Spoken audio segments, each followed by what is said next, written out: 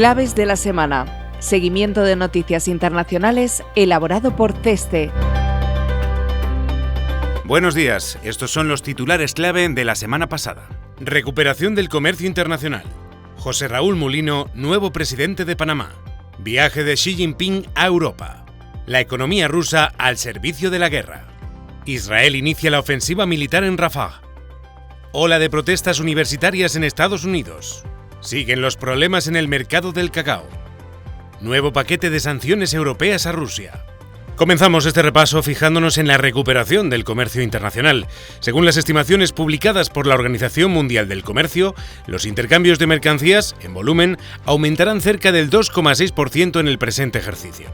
El Fondo Monetario Internacional, por su parte, espera un crecimiento ligeramente superior, en torno al 3%. Estas previsiones suponen un cambio considerable respecto a la contracción registrada el año pasado, del 1,2%. Ambas instituciones destacan que el aumento se sustentará, en buena parte, en la moderación de las presiones inflacionistas y en el dinamismo mayor de lo esperado en algunas economías, como la estadounidense. La recuperación del comercio internacional ya se estaría materializando, tal y como refleja el comportamiento de la balanza comercial de algunos de los principales países exportadores. Destaca, por ejemplo, el incremento, en torno al 1% en términos intermensuales, de las ventas al exterior de Alemania en marzo. Por otra parte, en el informe publicado en abril, la Organización Mundial del Comercio resaltó que los datos de los últimos años indican una fragmentación del comercio exterior, donde los intercambios están aumentando con mayor intensidad entre países geopolíticamente alineados. Sin embargo, matiza que no se aprecian indicios sólidos que apunten a una desglobalización o a una relocalización de los procesos industriales en economías vecinas. También llegan noticias esta semana desde Panamá. José Raúl Mulino, del partido Realizando Metas, ha ganado las elecciones presidenciales celebradas el pasado 5 de mayo y asumirá el cargo el próximo 1 de julio para un mandato de 5 años. Mulino, considerado el delfín de Ricardo Martinelli, quien enfrenta una condena de 10 años de prisión por lavado de dinero, obtuvo el 34% de los votos, seguido por Ricardo Lombana, el candidato antisistema, quien con el 24,7% de los apoyos superó todas las expectativas. En contraste, el oficialista José Gabriel Carrizo quedó relegado a un paupérrimo sexto lugar con un 5,8% de los votos, lastrado por la bajísima popularidad del todavía presidente Laurentino Cortizo, marcando el peor resultado histórico del Partido Revolucionario Democrático.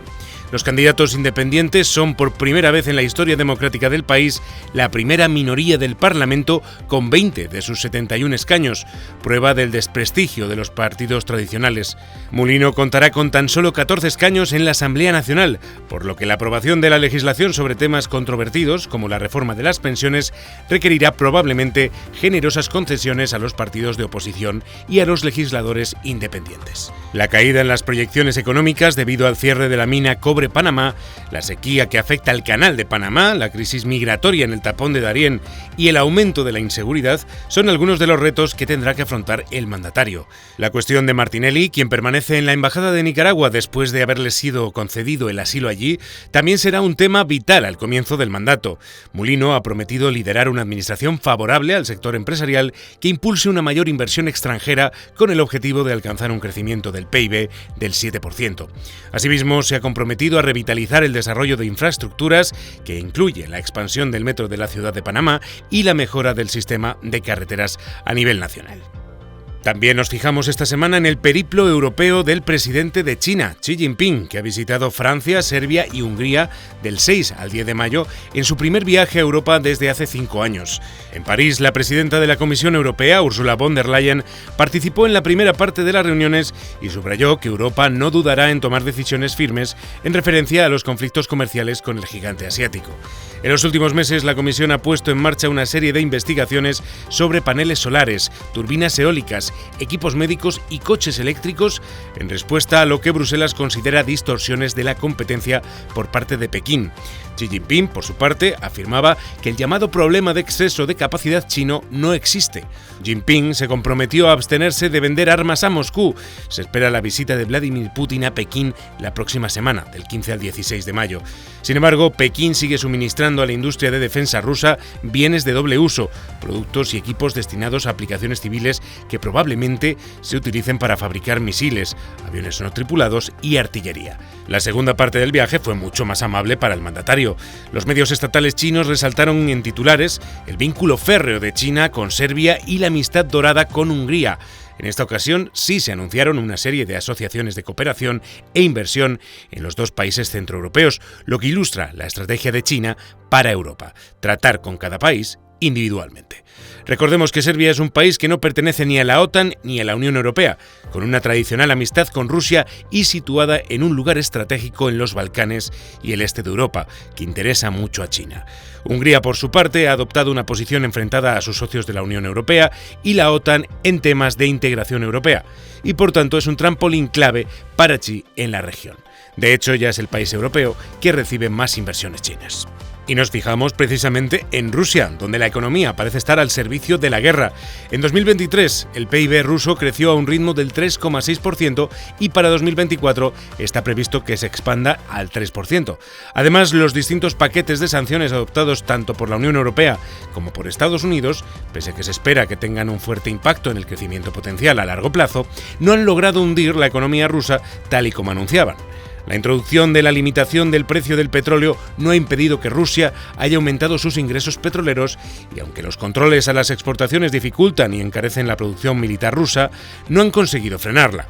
Más bien al contrario, el gasto militar ruso actualmente supera los 100.000 millones de dólares, el equivalente al 6% del PIB, y se cree que podría ser incluso mayor, dada la opacidad de las cuentas públicas. Antes de la guerra, Rusia contaba con 2.000 empresas industriales, ahora supera las 6.000. Más de 3 millones de personas trabajan sin descanso en estas compañías, en 3 turnos, 6 días a la semana. Las industrias metalúrgicas, química y de maquinaria pesada también están funcionando a todo gas para dar respuesta a las necesidades derivadas del conflicto. La tasa de paro, por su parte, se encuentra en el 2,8%, el mínimo histórico, debido en parte a las elevadas pérdidas humanas en el conflicto y a la llamada a filas de parte de la población en edad de trabajar. En definitiva, parece que el conflicto de Ucrania, más que hundir la economía rusa, la está impulsando. Y todo ello mientras Putin ha realizado un importante cambio en el gabinete de gobierno. El presidente ruso ha relegado al hasta ahora ministro de Defensa, Sergei Shoigu, al puesto de jefe del Consejo de Seguridad de Rusia, tras 12 años al frente de las Fuerzas Armadas. Shoigu era considerado una de las figuras intocables del gobierno de Putin gracias a su cercanía al presidente. De hecho, al inicio de la invasión de Ucrania, rivalizaron incluso en popularidad. Sin embargo, su relevo refleja el descontento de Putin con la gestión del conflicto, una operación militar especial que inicialmente iba a durar 3 días y ya ha cumplido los 2 años. Andrei Belousov, viceprimer ministro y asesor económico de Putin durante muchos años, será el sustituto de Shoigu. Además, Nikolai Patrushev, ex espía de línea dura y uno de los ayudantes más cercanos de Putin, que ha dirigido el Consejo de Seguridad desde 2008, asumirá un nuevo cargo que aún no ha sido especificado. Mientras, Putin ha decidido mantener en su puesto al jefe del Estado Mayor, Valery Gerasimov, responsable de las tropas rusas en Ucrania. Se trata del mayor cambio en la cúpula ministerial rusa de la última década y deja entrever la transición de Rusia en un país en guerra que puede estar preparándose para un conflicto con la OTAN en un futuro no tan lejano. También muy pendientes del conflicto en Oriente Medio. Israel inicia la ofensiva militar en Rafah. El ejército israelí comenzó el 6 de mayo la operación militar en la localidad al sur de la franja donde se hacinan cerca de 1,4 millones de refugiados. Un día después, las Fuerzas Armadas hebreas tomaron el control del lado palestino del cruce fronterizo con Egipto, el único paso de Gaza con un territorio que no pertenece a Israel. La ampliación de la ofensiva de Rafah ha aumentado las tensiones entre Tel Aviv y su principal aliado, Washington. Poco después del inicio de la operación, la administración de Joe Biden detuvo el envío de armamento a Israel. Según indican algunos medios de comunicación, Estados Unidos habría bloqueado el suministro de 3.000 bombas que podrían ser utilizadas en entornos urbanos altamente poblados. Esta medida ha coincidido en el tiempo con el informe elaborado por el Departamento de Estado de Estados Unidos, en el que concluye que es razonable estimar que las armas norteamericanas han sido empleadas por las fuerzas de Israel de manera inconsistente con sus obligaciones en relación al derecho derecho internacional humanitario. El distanciamiento del ejecutivo de Biden se produce en medio de las numerosas protestas universitarias en contra del conflicto que se han extendido por todo el país. Las mayores movilizaciones antibélicas desde la guerra de Vietnam se han saldado de momento con más de 2.200 detenidos. Las protestas se han convertido en un serio desafío para los intereses de Biden de ser reelegido en las elecciones que tendrán lugar el próximo mes de noviembre. El Partido Demócrata teme que todos estos acontecimientos acaben provocando un aumento de la abstención de los votantes entre 18 y 35 años, un grupo electoral que resultó decisivo en la victoria del actual presidente en algunos estados clave en los comicios de 2020. Y mientras tanto también nueva denuncia ante la Corte Internacional de Justicia. El 10 de mayo, Sudáfrica reclamó a la Corte Internacional de Justicia la adopción de medidas de emergencia para restringir las acciones militares de Israel en Gaza. El país africano sostiene que las medidas provisionales dictadas en enero y en marzo por el máximo tribunal de Naciones Unidas han sido despreciadas por Tel Aviv. En la nueva demanda presentada por la delegación sudafricana señala que la situación provocada por el asalto de Rafah no es solo una escalada de la situación, sino que da lugar a nuevos hechos que están causando un daño irreparable a los derechos del pueblo palestino.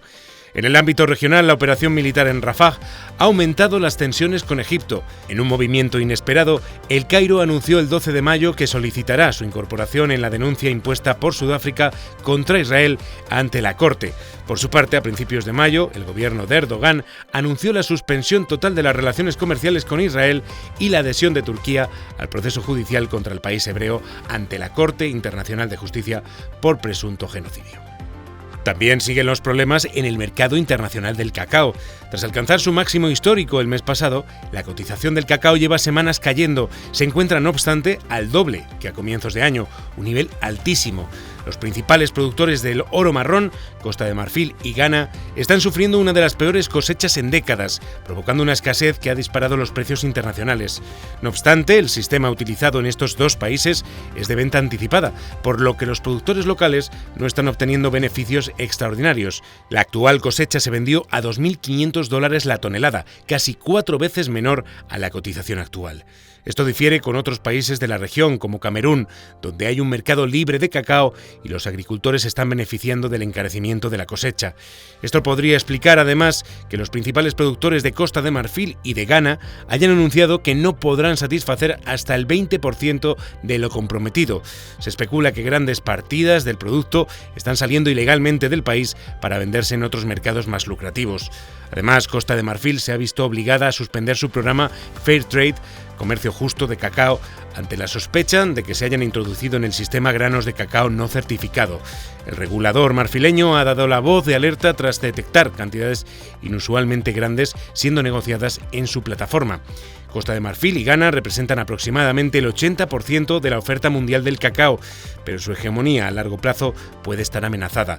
La desastrosa última cosecha, causada por la sequía y enfermedades, ha tenido un impacto muy negativo para los productores, que han sufrido un año caótico y no se han beneficiado en lo más mínimo del incremento de precios. Esto último, a su vez, impide que inviertan en el cultivo, podando los árboles, fertilizando la tierra y aplicando pesticidas. En su lugar, muchos están optando por otras cosechas con mayores rentabilidades y menos intensivas en trabajo que el cacao. Y finalizamos este repaso con la decisión de los 27 de la Unión Europea de diseñar el 14º paquete de sanciones contra Rusia en respuesta a su agresión a Ucrania. Entre las medidas que se barajan se encuentra la posibilidad de prohibir la reexportación de gas natural licuado ruso a terceros países. Se trata de la primera vez que la Unión Europea pone en el punto de mira este combustible. Recordemos que en 2023, alrededor del 16% de las importaciones de GNL de la Unión Europea procedían de Rusia, unas compras que han resultado de vital importancia para cubrir las necesidades energéticas europeas tras el cierre de 3 de los 4 gasoductos que suministraban al bloque europeo. Además, los líderes europeos también están considerando la posibilidad de imponer sanciones al helio ruso, que cada vez se emplea más en manufacturas avanzadas. Otra de las medidas que discuten es la posibilidad de prohibir financiación rusa a medios de comunicación o formaciones políticas. La propuesta responde a la sucesión de noticias y escándalos sobre las campañas de desinformación orquestadas por Rusia con motivo de las elecciones europeas del próximo mes de junio. Así pues, pues el borrador de la Comisión prohíbe la emisión y o distribución de 4 medios de comunicación que cuentan con mayor presencia en los países de Europa del Este, entre los que destaca, por ejemplo, el medio checo Voice of Europe. Por último, los embajadores europeos también han acordado destinar a la ayuda militar ucraniana los beneficios procedentes de los 300.000 millones de euros de activos rusos congelados. Y hasta aquí nuestro repaso de noticias internacionales. Recuerda que puedes consultar más desde el apartado de comunicación Claves de la Semana en nuestra web ceste.com. Hasta la semana que viene.